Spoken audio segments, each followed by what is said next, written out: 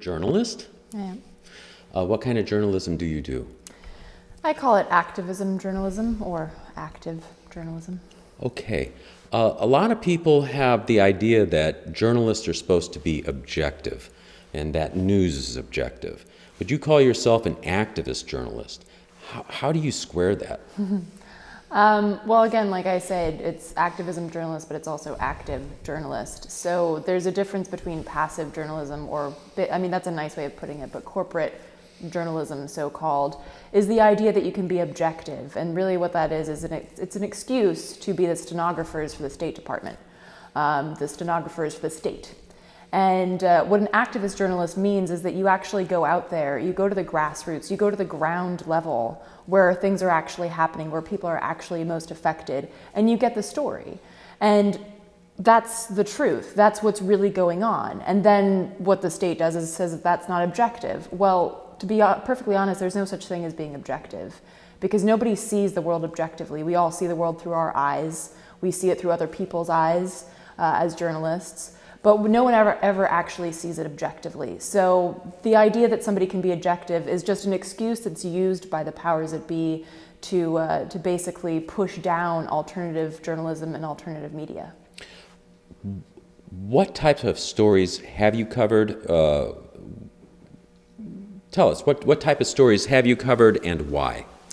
Basically, like I mentioned, the grassroots and on the ground level. So everything from pipeline fights to, coal fights, environmental fights in general, logging, but also things like everything from reproductive rights to Black Lives Matter, international fights as well, the military-industrial complex and those effects. So I started out as an activist nomad, so that's kind of how that started, is that I basically started following these stories that are all interconnected under the system of, a capitalist colonialist empire.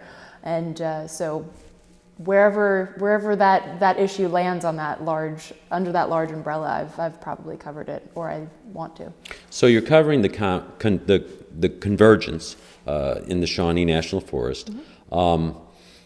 Is there a thread? There's all these interests. There's people talking about a variety of issues, from global warming to forest health, to racism, colonialism, sexism, ageism. You're a nomad activist. You are an activist journalist. Coming to the convergence, do you see a common thread? What's your vision of the movement right now and what is being discussed at the convergence? Absolutely, and I think that it's great that so many people that I've spoken to here are recognizing these interconnected issues, because we don't exist in a singular world. It's part of the divide and conquer strategy for folks to think of themselves as just dealing with one issue. But one good example is one of the people that have spoken quite a bit at the convergence, Sharif Voigtland. She lives at the intersections of colonialism and racial injustice and environmental injustice, climate refugees, and we see all of these things becoming interconnected and interwoven, and that's the reality for people on the front lines. That's the reality for the most marginalized portions of our society, and to try and silo them off just deletes our power. It amputates our power. So our power really exists in working together and not just focusing, for instance, on environmental justice, but recognizing that that's part of the military-industrial complex.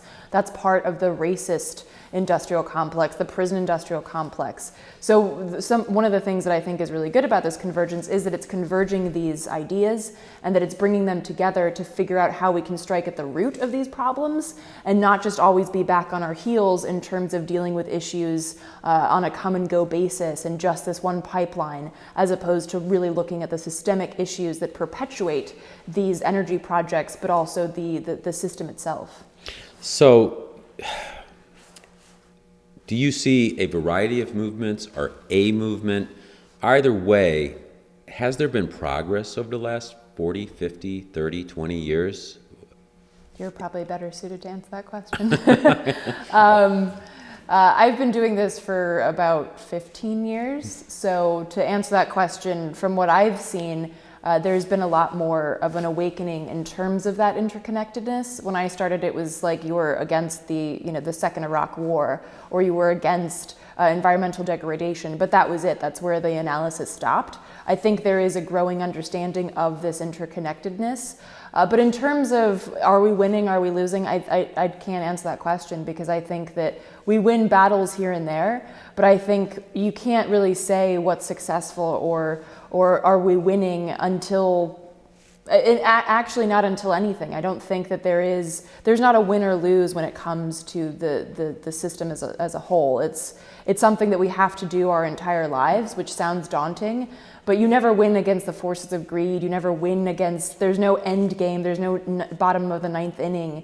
It's an ongoing process. So I think, are we winning? I think that's, you win battles here and there, but I think that it's an ongoing process and we always have to keep pushing. There's always something more to be done. And with the power of community that we see here, that becomes possible. And then people can continue to grow and build with that support. So pipeline movements, you mentioned that. Black Lives Matter, you mentioned that. What are some of the most significant protests that you have covered? What do you think is most... And I don't know if things could be really ranked or rated, but when you think back about some of the significant stories you covered, anything come to mind? Yeah, I think a lot of the environmental things that I've covered, whether that be L'Eau et la Vie down in Louisiana, Camp White Pine up in Pennsylvania, fighting the Mariner East 2 pipeline, the Mattole fight in the Mattole watershed in Northern California that's fighting to protect those old growth trees. I think those are some of the most powerful in terms of environmental, but also, and I shouldn't just say Black Lives Matter, I should say racial justice, because Black Lives Matter is just a piece of that. So I think that a lot of the things that I've covered with regards to Indigenous rights and not police accountability, but police abolition, prison abolition, immigrants' rights, those have been very powerful as well. But I think, again, because of the activist nomad past that I have, I think the real power has been in that sort of no man's land that we see a lot, which is that interconnected space, and where people are starting to flood into that space and understanding that, oh wow, the racial justice issue is intricately tied to environmental justice.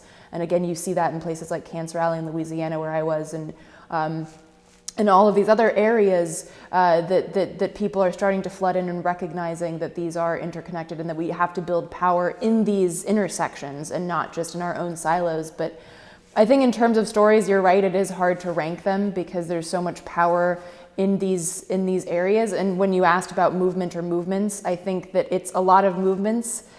We have unity in our diversity, and I think that that's the powerful thing, is that you don't have to just feel like you're part of one nebulous blob, but you're part of one large community that has a lot of different powerful aspects to it, a lot of different veins, kind of like the human body.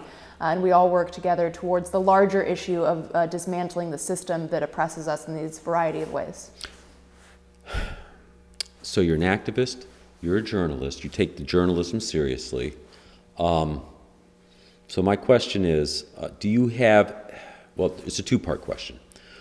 One, it appears if media, and it has been for some time, is sort of evolving. People are bypassing the corporate media to some extent. Number one, do you agree with that?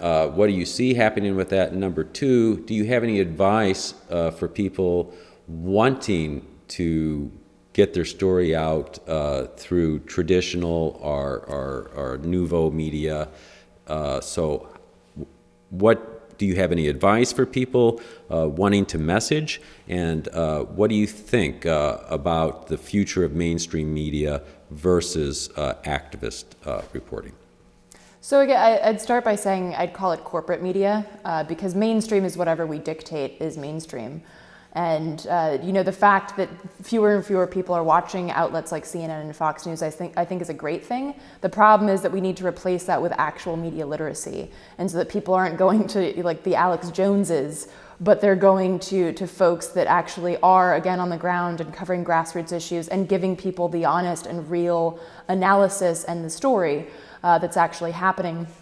So I think in terms of people wanting to get their story out there, I'd say absolutely go to corporate media as well, because every now and then you do see corporate media invite somebody onto their show because the story's gotten so big that they just have to cover it.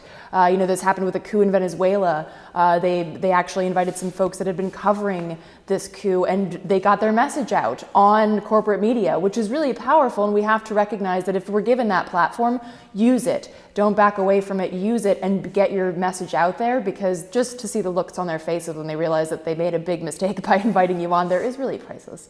But also do reach out to alternative media outlets. And for those folks that are wanting to find those alternative media outlets, media literacy is a huge, a very important aspect of our work here for activists and people who don't consider themselves to be activists. And we have to, that it really falls on us, not just as media creators, but as media consumers. We really have to keep digging.